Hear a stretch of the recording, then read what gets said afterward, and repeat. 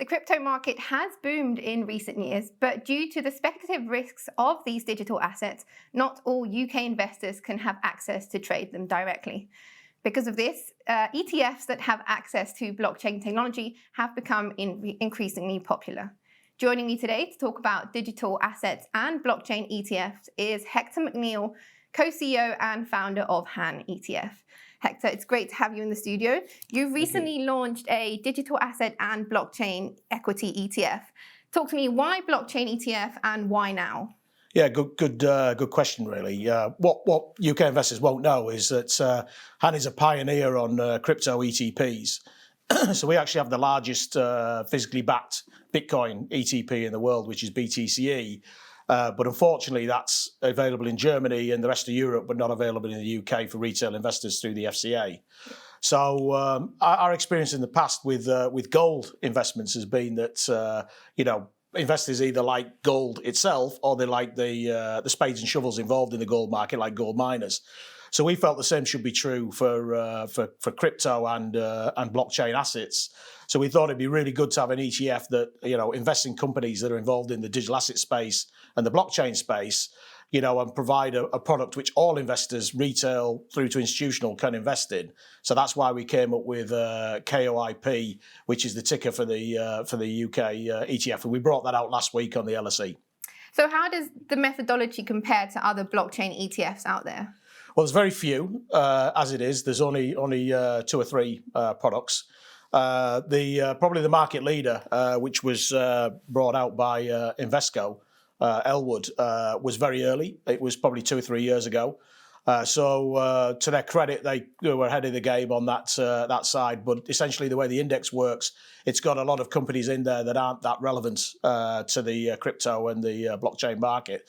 So you'll find in that index companies like Samsung, ADM, Santander, Merrill Lynch, companies like this that are somewhat involved in the industry, but they don't correlate to the industry. So obviously the market's developed a lot since that time, and there's now a decent universe of companies that are directly impacted and involved in either the trading and custody of digital assets or the technology behind it, or even the provision of services to end clients. So we were able to find a pretty good universe of 30 stocks that we could have a direct correlation to the market. So, for example, KOIP has a 0.7 correlation to Bitcoin, which is, even though it's companies, is pretty strong. And, I always say, use my mother as an example. So my mum in Middlesbrough can now go and buy, access to the market. Where I think it's quite nice as well is when you buy a single coin or a crypto, it's very specific risk, whereas KOIP can give you a very diversified play, not just to the digital assets, but also to the blockchain technology space as well. Great. Can you give us some example of the top holdings that you can find within this ETF? Yeah, so all the holdings are capped at 10%, but what that means is that there are some quite dominant companies in the index. So you've got companies like Riot, and who are very well-known miner in the space. You've got Coinbase, which is a well-known sort of exchange in the space. Galaxy, which is a sort of like a conglomerate in the digital assets and blockchain space, anything from corporate finance to asset management, to private equity in the market. And Marathon, which is a very well-known US miner. So I think it's a good mix of the whole ecosystem in the crypto space. And I think what you'll find is that we probably have only scratched the surface in the blockchain and crypto spaces. So companies that we don't know about today will exist tomorrow. And what we found with a lot of the thematic ETFs we have, we have the broadest range of any issuer in Europe now of thematics, over 20. And often we start these indices with sort of 20, 30 stocks. But within 4 or 5 years, they can end up being 100 plus, because there's so many companies getting involved in the space and the space is growing so exponentially. There's some expectations that, the crypto and blockchain space may grow 3,000% in the near term, right? So from that perspective, it's a great way to get in early, and grow and keep ahead of the market as it goes. So you've talked about the close correlation with cryptocurrencies, especially Bitcoin. What is the target audience for this ETF specifically? Well, I think there's no doubt it's relatively volatile and quite speculative, as a lot of early stage industries are. So I wouldn't advocate anybody looking to put the whole of their portfolio or investments in this space.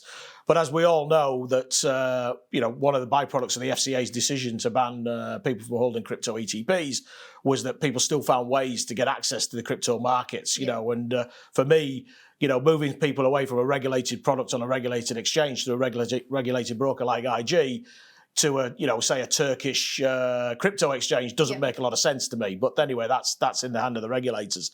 So I think that something that's a bit more benign like KOIP that still gives that access and that correlation to the asset class, but with a bit more diversification, is actually a little bit more benign, but still should be at the riskier end of people's investments. So I would say that you're not looking to put any more than a couple of % of your net worth of a portfolio into this, but it's more of your speculative end, more of your trading end of the market. But we all know that people are putting money to work in these markets, and for me, it's much better to be in a regulated product that's very transparent. You can see what the holdings are on a daily basis, what the percentages are. It trades on the exchange, so you can get in and out of it from 8 o'clock in the morning till 4:30 in the afternoon. It trades in sterling and dollars. You can hold it in your ISA, you can hold it in your SIP. So from that perspective, it's just the same as trading any equity really at the end of the day. But I would say it's more at the speculative end of the market than say like a core holding. You might put 20% of your portfolio in the S&P 500.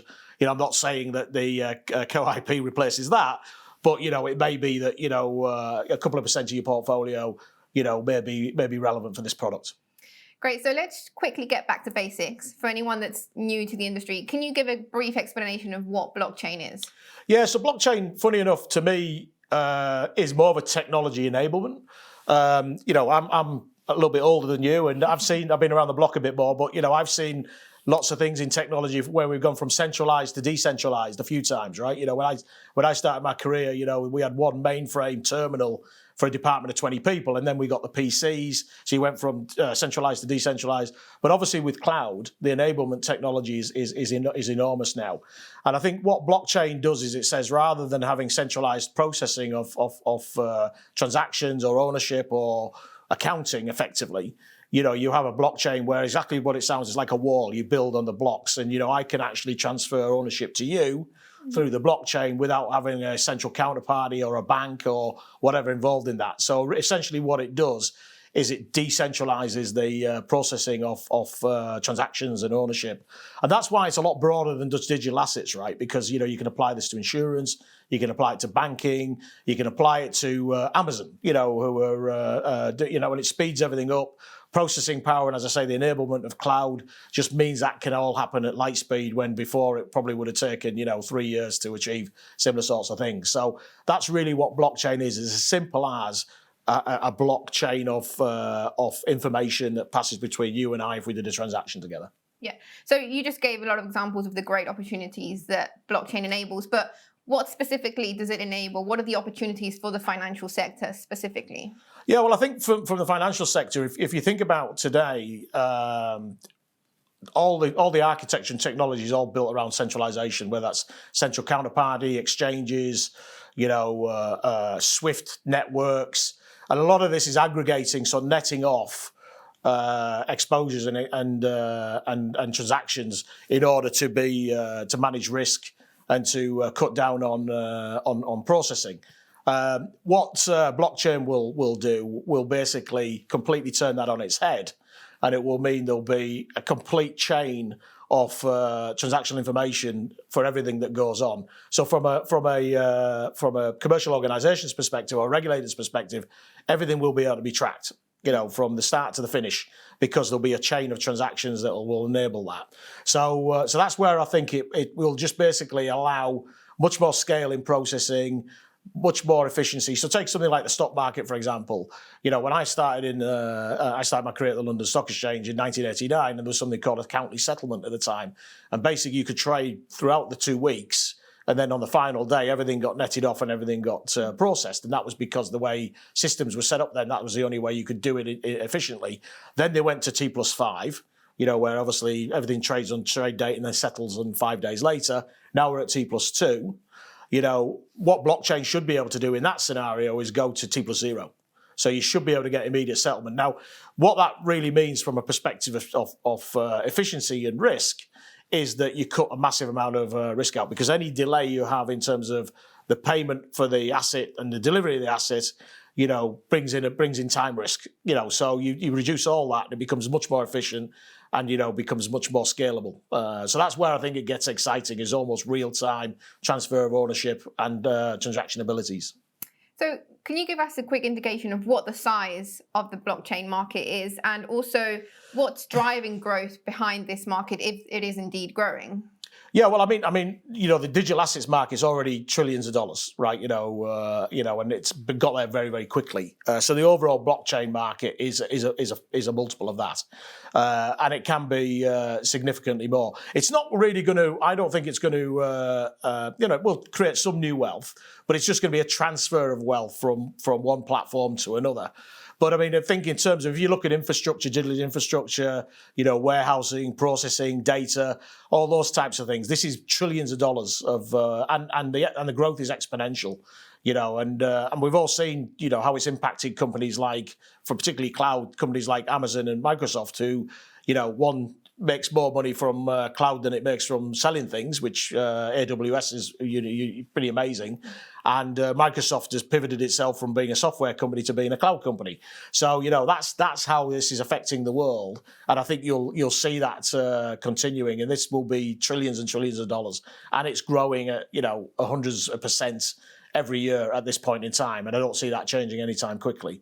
There's great stat. I was listening to a lecture a couple of weeks ago, and the gentleman on that talking about the fourth industrial revolution, and two things he said was that there's going to be more inventions in the next 10 years than there has been in the whole of history, which is pretty amazing.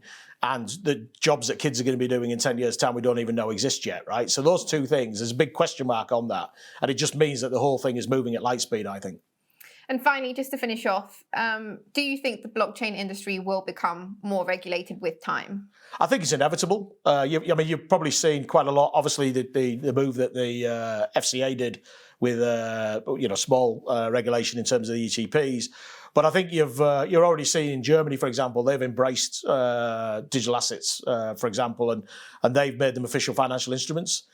So I think they've got ahead of the curve there, and realised that actually the world is changing. Why shouldn't it? And if you think about, a lot of criticism for Bitcoin, if you apply it equally to the dollar, it's probably worse, right? That people say, well, it's not used for money laundering. Well, we know the dollar is. You only have to watch Tom Cruise's movie where he's moving money from the Colombian, and he's digging holes in the ground to put the dollars in the ground, right? So, there's a lot of criticism of that, but it really is all about trust.